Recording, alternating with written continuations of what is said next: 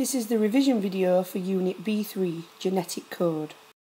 Genetic information, or DNA, is found in the nucleus of animal and plant cells. In humans, this is in the form of 23 pairs of chromosomes that are made from the chemical DNA. DNA's structure is referred to as a double helix. Double because it is formed from two strands joined together, helix because of its spiral shape. DNA is formed from a sugar phosphate backbone and is then held together in the middle by base pairs. Shorter sections of DNA are known as genes, and each chromosome contains thousands of genes. Each gene is a sequence of code that makes a particular protein that has a certain job.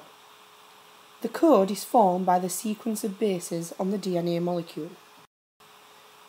There are 4 different bases that make DNA: A, T, G, and C.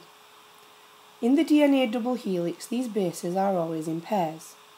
A always pairs with T, and G always pairs with C. This is known as complementary base pairing. The sequence of these bases forms the code that determines what protein will be made.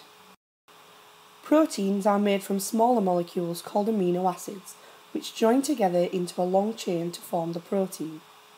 The sequence of amino acids determines how the chain will fold, and therefore determines the shape of the protein that is made. The sequence of bases in a gene are grouped together into threes known as a base triplet. Every triplet codes for one specific amino acid. These amino acids then join together into a long chain to make the proteins. It's not quite that straightforward though, because the DNA always stays in the nucleus and proteins are assembled at ribosomes, which are elsewhere in the cell. Another molecule called messenger RNA is needed to transfer the genetic code from the nucleus to the ribosomes. mRNA is similar to DNA, except it is only a single strand. When an mRNA copy is made of a gene, this is known as transcription. This copy then leaves the nucleus and takes the coded message to the ribosome. At the ribosome, the protein is assembled by aligning the amino acids into the correct sequence according to the genetic code. This process is known as translation. As the amino acids are joined together, the protein molecule that is being formed starts to fold into shape. Every protein has its own unique shape, and its shape is very important for it to do its job.